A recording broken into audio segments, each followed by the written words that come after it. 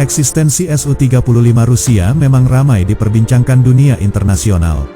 Indonesia juga menaruh minat pada Su-35 sebelum dibatalkan. Su-35 Rusia menjadi kandidat kuat untuk bisa memperkuat militer Indonesia. Keberadaan Su-35 sudah sangat kuat untuk bisa memperkuat TNI AU. Laporan Antara News menuturkan bahwa Indonesia berencana untuk memperkuat TNI AU dengan 11 unit Su-35. Pada saat itu yang bernegosiasi soal penguatan TNI AU dengan Su-35 dilakukan oleh Menlu Ryamizard Triakudu.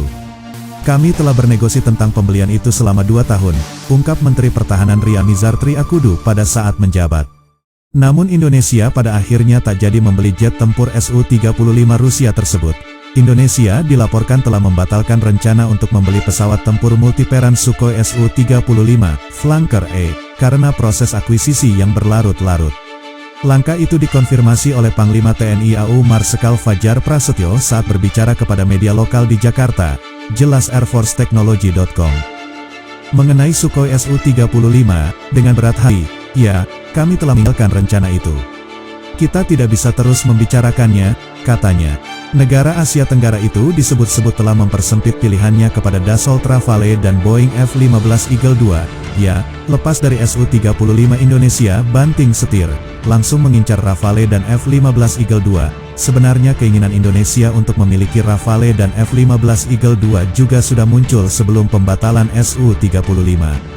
Namun setelah pembatalan Su-35, keinginan Indonesia untuk diperkuat Rafale semakin tajam. Hingga pada akhirnya Indonesia deal dengan Prancis soal pengadaan Rafale. Pada Februari tahun 2022 ini, Indonesia sepakat untuk membeli 42 unit jet tempur Rafale. Kontrak Rafale baru diaktifkan sekitar 6 unit. Kedepannya Indonesia akan diperkuat dengan lebih banyak Rafale.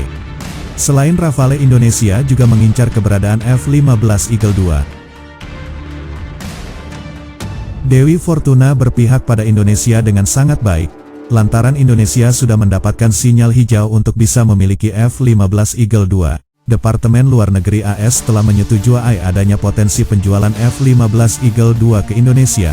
Su-35 gagal diborong Indonesia, kini Rusia coba peruntungan di pasar Turki. Rusia coba memasarkan Su-35 untuk bisa menyaingi eksistensi dari Rafale hingga Typhoon, mengingat Turki hingga saat ini masih berupaya untuk mendapatkan kontrak pembelian F-16 dari AS, dalam kesepakatan sekitar $6 miliar.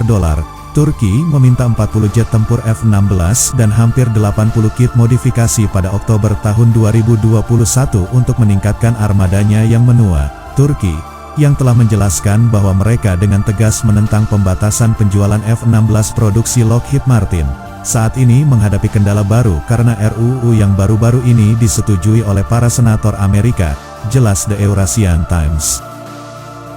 Pada bulan Juli, anggota parlemen AS mengeluarkan undang-undang yang melarang penjualan ke Ankara kecuali jika pemerintahan Biden menyatakan bahwa hal itu diperlukan untuk keamanan nasional AS. Ini juga harus merinci tindakan yang diambil untuk memastikan mereka tidak digunakan untuk penerbangan berlebihan yang melanggar hukum di Yunani.